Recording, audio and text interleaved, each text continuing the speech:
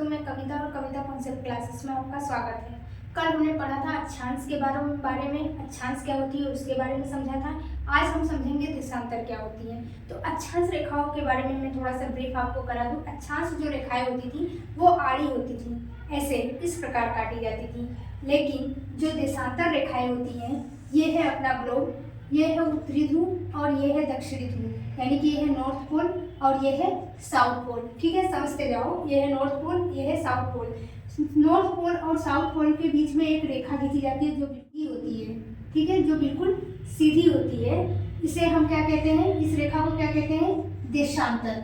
इसे क्या कहते हैं, देशांतर। और ये रेखाएं सीधी होती हैं, ऊर्ध्वाधर होती हैं। ठीक है, ऊर्ध्वाधर को हम खड़ी लाइन बोलते हैं, सीधी लाइन। ओके, तो अब क्या होता है कि इस ध्रुव से रेखाएं बनी होती हैं ऐसे।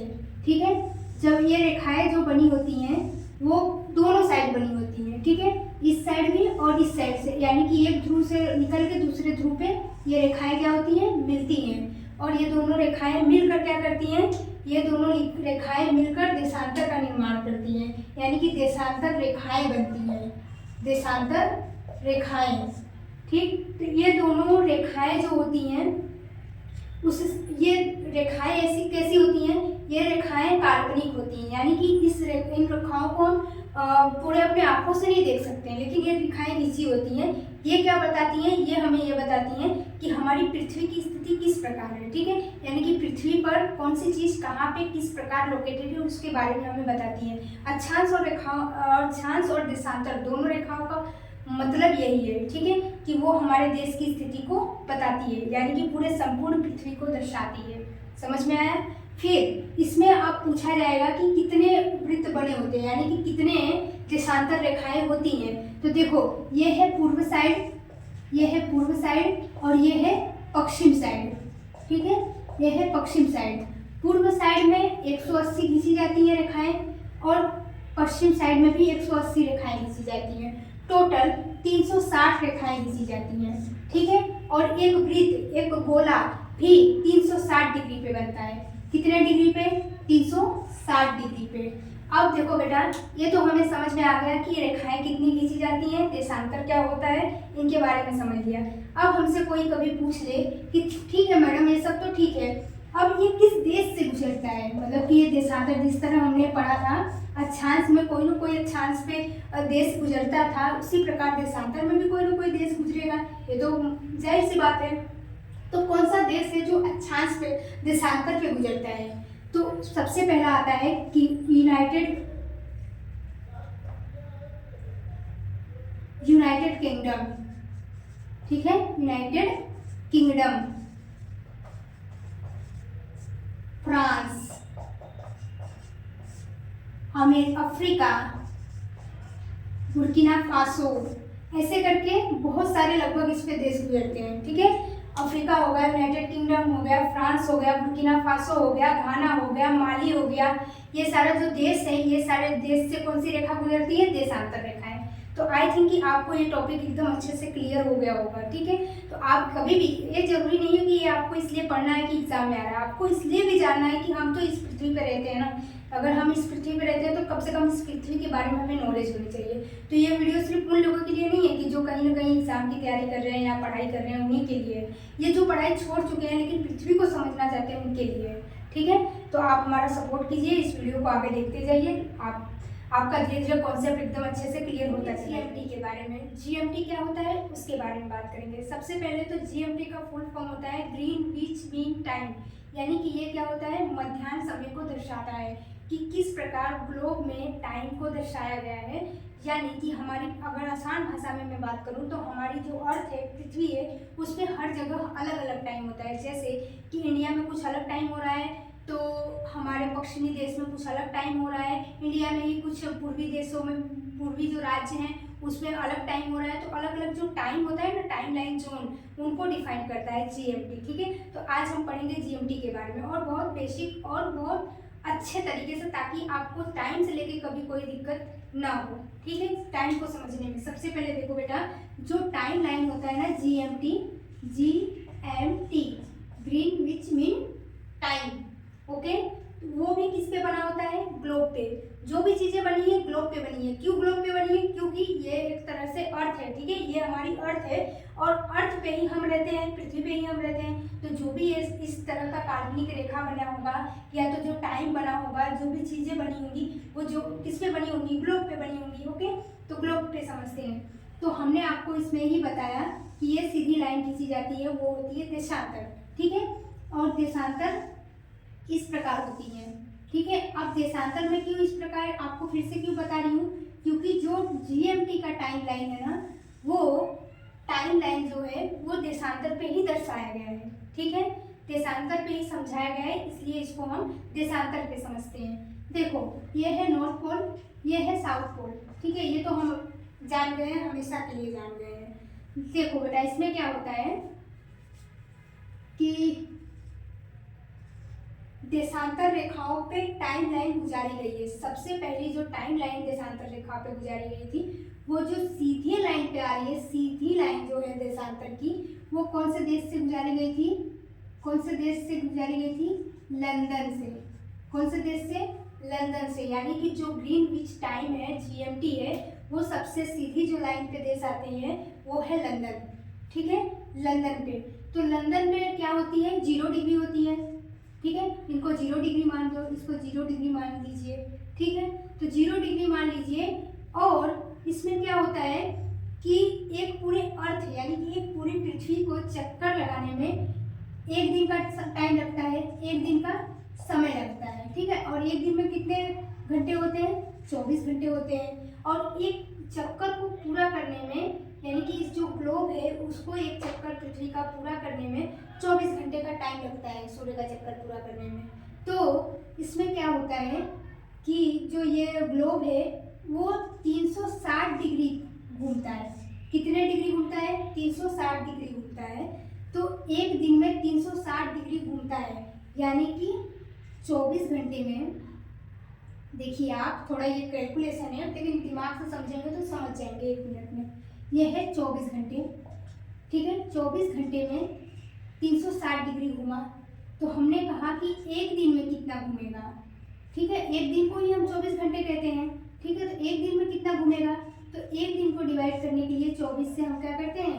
भाग देते हैं। तो कितना आएगा? कितना आएगा बेटा? 15 आएगा, 15 डिग्री, ठीक। ये तो एक दिन का आया, लेकिन हमें एक दिन में कितने मिनट होते हैं?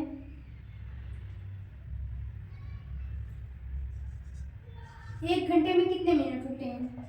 60 मिनट होते हैं, ठीक है, एक घंटे में 60 मिनट होते हैं।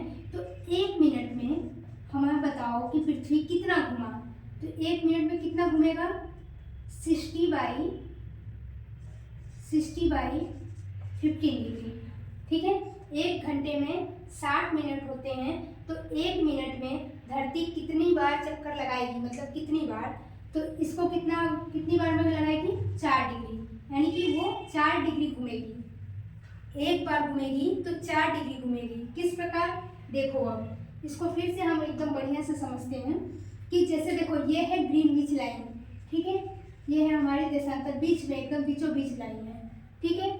इसके साइड जाने पे, यानी कि इस ग्लोब पे इधर जाने पे, पूर्व के साइड जाने पे समय का मानक क्या होता है? बढ़ता है। समय का मानक क्या होता है बेटा?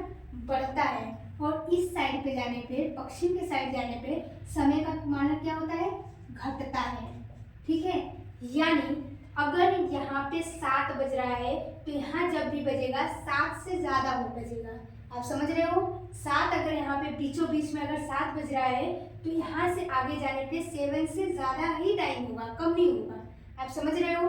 इसी प्रकार अगर यहाँ 7 बज रहा है और हमें पीछे जाना है, पीछे के देशों में देखना है, तो टाइम का लाइन क्या होगा? कम होता जाएगा। समझ आया?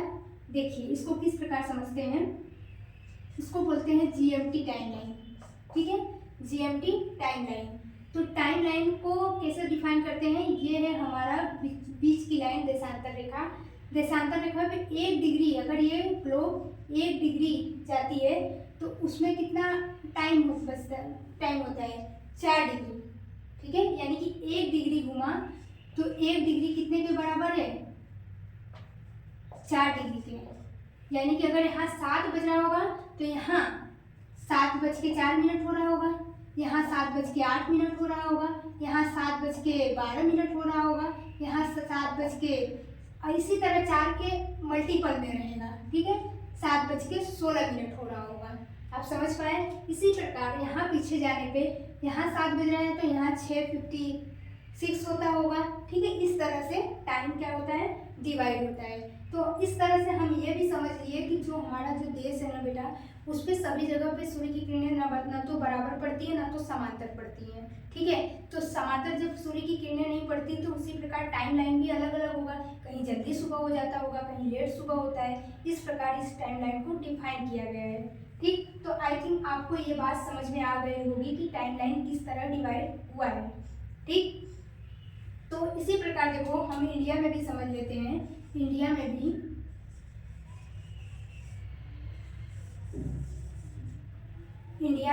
यह है हमारा पूर्वोत्तर राज्य। यह है क्या, पूर्वोत्तर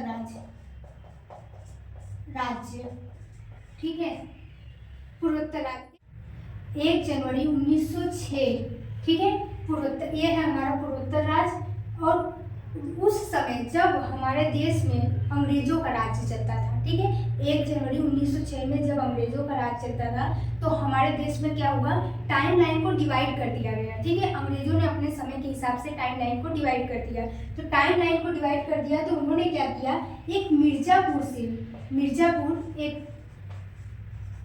एक प्लेस है बेटा मिर्जापुर, वहां से क्या किया, टाइम लाइन को डिवाइड कर दिया, यानी पूर्व का टाइम अलग और पश्चिम के टाइम अलग। इस सब टाइम को क्या कर दिया उन्होंने, डिवाइड कर दिया। ऐसे हमारे देश में, पूरे ग्लोब में टाइम लाइन तो एक ही बनी है, ये हमारी सीधी लाइन वाली देशांतर पे। लेकिन उसके साथ साथ अलग अलग देशों ने ना अपने अपने टाइम को थोड़ा थोड़ा हटाया बढ़ाया है, ठीक है। जैसे अफ्रीका हो गया, ऑस्ट्रेलिया हो गया, अमेरिका हो गया, इन सारे देशों ने लगभग अपने समय को क्या किया है, आगे पीछे किया है। तो ये समय का आगे पीछे समझ में आ गया, किस प्रकार होता है ये समझ में आ गया। और देखो इसको इसलिए पढ़ना ना ताकि आप इस चीज़ को समझ पाओ एक्चुअल में। इसीलिए हम कभी कभी देखते हैं पूर्वोत्तर राज्य में, अच्छा कौन कौन गया होगा आप बताइए, पूर्वोत्तर राज्य कभी गए। पूर्वोत्तर राज्य में जैसे नागालैंड, सिक्किम हो गया, अरुणाचल प्रदेश हो गया, असम हो गया, इन सारे जो राज्य हैं, इन सब राज्यों में कभी आप जाओगे ना, देखो भी सुबह बहुत जल्दी हो जाएगी, सुबह बहुत जल्दी हो जाएगी। और जो हमारा महाराष्ट्र हो गया, गुजरात हो गया, इन सारे जो राज्य हैं इनमें क्या होता है, सुबह थोड़ी लेट से होती है। क्यों, क्योंकि वहाँ का जो टाइम लाइन है ना बेटा, टाइम लाइन पे डिसाइड करता है कि किस समय कौन सा समय कंसीडर होता है, ठीक है। तो हमारे टाइम लाइन से यहाँ के टाइम लाइन से बहुत अंतर है, हमारा टाइम लाइन अलग, इनका टाइम लाइन अलग। अगर हम यहाँ पे जाएंगे तो हम देखेंगे कि हमारे घड़ी में 4 बज रहा होगा तो वहाँ एकदम सुबह हो गई होगी, ठीक है। तो ये एक्चुअल में है, असली है, ऐसा नहीं कि किताब में है इसलिए पढ़ाया जा रहा है, ये एक्चुअल में पृथ्वी पे है इसलिए पढ़ाया जा रहा है, ठीक है। तो आई थिंक कि आप इस जो टाइम लाइन के बारे में हमने समझा है, उस टाइम लाइन को आप समझ गए होंगे बढ़िया अच्छे तरीके से, ठीक है। तो इसी